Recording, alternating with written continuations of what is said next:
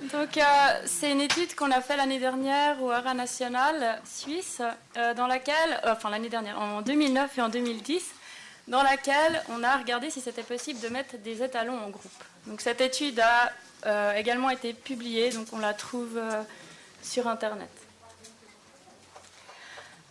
Alors, traditionnellement, les étalons sont détenus de manière individuelle. Donc c'est vrai que souvent on est effrayé quand on met des étalons en groupe, ils ont des comportements assez impressionnants et on a peur des risques de blessures. Mais c'est vrai que dans la nature, les étalons se mettent souvent en groupe, on appelle ça des bachelor groups, et puis donc c'est quelque chose qui est naturel. On a vu ce matin que c'était pas, pour le bien-être animal, c'était pas l'idéal de les enfermer, de les mettre en box.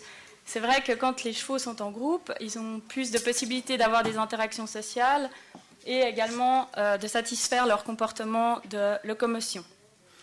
D'autres études, on l'a vu également ce matin, ont également démontré que quand les chevaux sont privés de contacts sociaux, ils peuvent développer des stéréotypies, etc. Et puis, c'est vrai que les risques, la quantité d'agression physique est plus importante au moment de l'intégration, mais après diminue. Une fois que la hiérarchie est établie, ces quantités d'interaction physique diminuent. Alors, on peut faire 3 catégories avec toutes ces interactions sociales. Donc, c'est ce qu'on a fait dans l'étude. Donc, la première, c'est les comportements de rituel, comportements d'investigation. C'est des comportements en fait qui servent à prévenir les interactions agonistiques et puis qui sont importants dans l'établissement et ensuite dans le maintien de la hiérarchie. Donc ce qu'il faut savoir, c'est qu'il y a des études qui ont montré que simplement à travers la vocalisation ou simplement le contact visuel et olfactif, par exemple en se flairant l'un et l'autre, les chevaux échangent des informations également aussi sur leur capacité à se battre. Donc il y a déjà une hiérarchie qui peut se créer à ce moment-là. Ensuite, une autre catégorie d'interactions sont des interactions agonistiques. Donc, ces interactions, c'est toutes les interactions qui vont influer sur l'autre individu en augmentant la distance. Donc, ça peut se faire avec contact physique ou sans contact physique. Donc, par exemple, menacer de ruer, menacer de taper, menacer de mordre ou taper, mordre, etc. Et la dernière catégorie, c'est les comportements d'affiliation plutôt. Donc le but, c'est d'établir des liens sociaux et également de réduire les tensions sociales dans le groupe. Donc par exemple, on a les comportements de jeu, le nettoyage mutuel ou simplement le fait de rester l'un à côté de l'autre, de dormir l'un à côté de l'autre ou de manger l'un à côté de l'autre. Donc le but de l'étude, étant donné qu'il y a peu d'études en fait, qui ont réellement regardé les interactions entre les chevaux au moment de l'intégration des talons, c'était de voir si c'était possible de mettre ces chevaux en groupe. Et puis donc, on a regardé 3 choses principalement. Tout d'abord, on a regardé le changement des interactions sociales après l'intégration. Donc le but, c'était de voir si ces interactions agonistiques qui ont potentiellement un risque de blessure diminuaient. Ensuite, on a établi la hiérarchie dans ces groupes. Et puis, en dernier lieu, on a regardé l'effet du rang final du cheval, à la fin, quand la hiérarchie était stable, de son âge et puis de son expérience dans la détention en groupe sur la fréquence des interactions. Alors, pour cela, on avait 5 étalons Franche-Montagne, donc c'est la race de cheval suisse. C'est des étalons reproducteurs, donc ça, c'est ça qui est assez intéressant aussi. En 2009 et en 2008, on en avait 8 qu'on a mis en fait dans un groupe. Et puis, ce qui s'est passé, c'est qu'il y avait 4 chevaux qui étaient 2 années de suite en groupe. Ces chevaux étaient âgés de 8 à 19 ans. Et puis, par contre, peut-être ils étaient habitués à être attelés ensemble, donc ils se connaissaient plus ou moins. Donc en fait, quand ces étalons sont revenus de station, donc ces étalons passent toujours 6 mois en station pour la reproduction, ils ont été détenus 2 semaines dans une écurie, les uns à côté des autres. Et puis, comme on a vu, il y a peut-être déjà des échanges qui se sont faits entre eux à travers le contact visuel, olfactif et également par les odeurs. Peut-être il y a déjà une sorte de hiérarchie qui a pu s'établir. Donc ça a été montré dans une étude que c'était important simplement de les laisser avant ensemble. Et puis ensuite, on les a tous intégrés en même temps dans un grand pâturage pour 6 mois. Donc voilà, on voit le schéma ici du protocole de l'étude. Donc les chevaux sont revenus de station, ensuite ils ont été détenus pendant 2 semaines ensemble dans la même écurie. Et le jour de l'intégration, pour prendre les données, on les a filmés les 2 premiers jours, parce qu'il y a énormément d'interactions, vous allez le voir les 2 premiers jours. Et puis après, on a fait des observations directes, donc on observait en continu, et on notait toutes les interactions qu'il y avait entre les chevaux. Et puis la première année, on les a observés pendant 17 jours, et la deuxième année pendant 23 jours. Et puis après 1 mois, 2 mois et 3 mois après l'intégration, on a fait un test pour voir la hiérarchie entre les chevaux.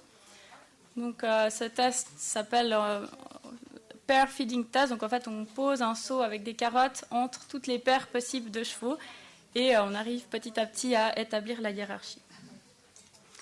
Alors voilà, donc je vais déjà vous montrer un petit film qui est assez parlant.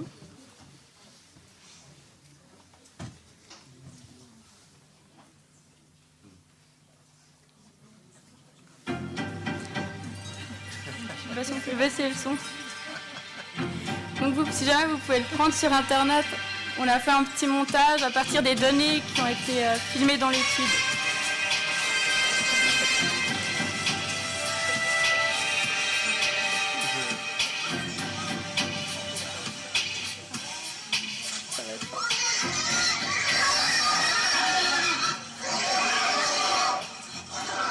Donc on voit déjà beaucoup de comportements de rituels, si vous observez bien.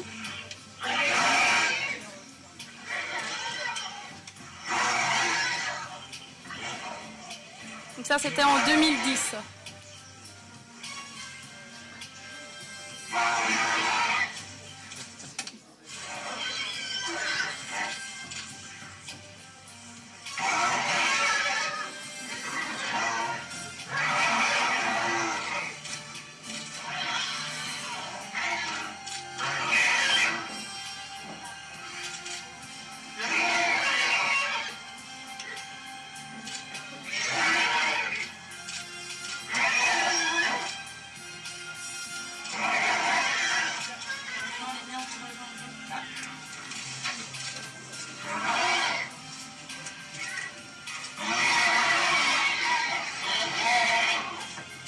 Il y a quand même quelques interactions agonistiques, mais on voit beaucoup de rituels pour le moment.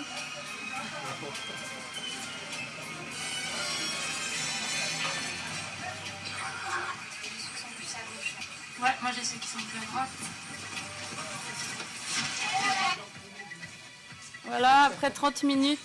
Enfin, bref, si jamais vous pouvez télécharger cette petite séquence qu'on a fait sur Internet, on a été jusqu'à 2 heures et le jour d'après. Donc on voit que déjà rien qu'en regardant sans prendre de données, ça diminue assez rapidement. Voilà, alors maintenant pour les résultats statistiques, donc on a regardé vraiment ces 3 catégories d'interactions. Donc là, sur ce graphique, vous avez sur le axe des X les jours après intégration. Sur l'axe des Y, c'est les fréquences des interactions par heure. Les petits carrés noirs, ça représente les données prises en 2009. Les petits carrés blancs, les données prises en 2010. Et puis après, vous avez les courbes. La droite noire, c'est pour 2009. Et la droite en trait c'est pour 2010. Et puis en fait, nous avons fait des analyses statistiques avec des modèles linéaires généralisés à effet mixte. Et puis, on s'est aperçu que le temps après intégration, ainsi que l'expérience des chevaux dans le groupe, ça veut dire que les chevaux qui avaient été 2 années de suite, avaient un effet sur le nombre d'interactions agonistiques. Et puis, on a également constaté que les interactions agonistiques diminuaient vraiment de manière significative après les 3 ou 4 jours après intégration. Donc ça dépendait des années. Voilà, ça c'est le graphique pour les comportements dits rituels, comportements d'investigation. Et puis là, avec les modèles linéaires généralisés, on a vu qu'il y avait un effet de temps après intégration sur la fréquence de ces comportements de rituels et également du rang final du cheval, donc à la fin des 3 mois ou des 2 mois quand la hiérarchie était stable. Et puis on voit que les comportements de rituels diminuent aussi également de manière significative après les 3 ou 4 jours après intégration en fonction des années. Ce graphe-là nous montre l'évolution des interactions d'affiliation, des comportements d'affiliation. Donc cette fois-là, il y avait également un effet du temps après intégration ainsi que du rang final de dominance du cheval. Et puis on voit que les interactions d'affiliation augmentent lentement et puis après qu'elles vont diminuer les 9 ou 14 jours après intégration en fonction des années. D'autres résultats intéressants, donc par exemple, il y avait la catégorie des interactions qui avait un effet sur la fréquence des interactions. Donc avec les statistiques, on a pu montrer qu'il y avait beaucoup plus de comportements de rituels, ce qu'on a vu aussi avec la vidéo, que de comportements agonistiques ou que de comportements d'affiliation, donc par heure. Et puis un autre résultat qui est assez intéressant, c'est que l'expérience dans la détention en groupe, donc ça veut dire les chevaux qui avaient été 2 années en groupe, montraient beaucoup moins d'interactions en général que les autres chevaux. Donc les chevaux qui avaient beaucoup plus d'expérience avaient moins de rituels, moins de comportements agonistiques et moins de comportements d'affiliation que les autres chevaux. Ce petit tableau nous montre l'établissement de la hiérarchie, donc après 1 mois, 2 mois et 3 mois. Bon, je ne pense pas que vous voyez depuis le fond. Mais ce qui est important, c'est qu'on a montré après avec des tests de corrélation de Kendall que la hiérarchie était stable après 2 mois et après 3 mois. Donc ça dépendait des années. Après 2 mois en 2009 et après 3 mois en 2010. Donc ça met quand même un certain temps avant que la hiérarchie soit stable. Et puis on voit ici que c'était quelque chose de linéaire. En fait, les 2 années de suite, c'était une hiérarchie linéaire. Voilà. Que peut-on dire de ces résultats? Donc tout d'abord, les interactions sociales ont un rôle très très important dans l'établissement de la hiérarchie. Et puis également le fait que les interactions agonistiques et les comportements de rituel diminuent vraiment de manière drastique, presque jusqu'au minimum, ainsi que le fait qu'il y avait beaucoup plus de comportements de rituel que de comportements agonistiques, nous laisse penser qu'en fin de compte, il n'y a peut-être pas énormément de risques de blessures. C'est vraiment beaucoup des comportements pour s'affirmer, pour impressionner les autres. Et puis que c'est possible peut-être de mettre ces étalons en groupe. Et puis l'augmentation des interactions d'affiliation, elles servent sûrement à établir les liens sociaux entre les chevaux, à réduire la tension sociale, et puis ensuite, elles sont peut-être plus aussi importantes que ça, donc c'est peut-être pour ça qu'après, elles diminuent après 9 et 14 jours. L'autre résultat qui montrait que les chevaux qui avaient beaucoup plus d'expérience montraient moins de comportements rituels, moins de comportements agonistiques et moins de comportements d'affiliation, nous laisse penser que les chevaux ont besoin d'acquérir une certaine expérience sociale, et puis que des chevaux qui ont plus d'expérience sociale, on a également peut-être moins de risques d'avoir des blessures après, ce qui est aussi assez logique. Voilà, donc le message à retenir, c'est tout d'abord qu'on peut détenir les étalons en groupe, ces études l'ont montré, car en fait les interactions agonistiques diminuent vraiment très rapidement jusqu'à ce qu'il n'y ait presque plus de risques de blessures. Et puis, c'est vrai que les détenir en groupe, ça permet d'augmenter leur bien-être. Et puis, dans le cas particulier du haras national, en fait, peut-être la petite anecdote, c'est que depuis cette année, chaque année, maintenant, on met des étalons en groupe. Donc, c'est les étalons reproducteurs qui reviennent de station, qui ne sont pas utilisés plus que ça. Et puis, on n'a vraiment jamais dû sortir un cheval du groupe parce qu'il a été blessé suite au fait d'être en fait en groupe. Puis on a été jusqu'à même 11 chevaux, donc voilà. Chaque année, c'est vraiment quelque chose qui est devenu normal. Par contre, et puis ça réduit également le temps de travail, parce que c'est vrai qu'on va chaque jour, pour regarder si les chevaux sont blessés, inspecter les parcs, et puis une fois par semaine, on enlève les crottins, donc ça demande beaucoup moins de temps que de devoir faire, 10 box ou 11 box par jour. Et par contre, il y a des recommandations qui sont très importantes. Tout d'abord, c'est important de déferrer les chevaux. Et puis autre chose, en tout cas dans le cas du haras national, c'est vraiment que ces chevaux, on les met loin des juments et d'autres chevaux. Parce que c'est vraiment...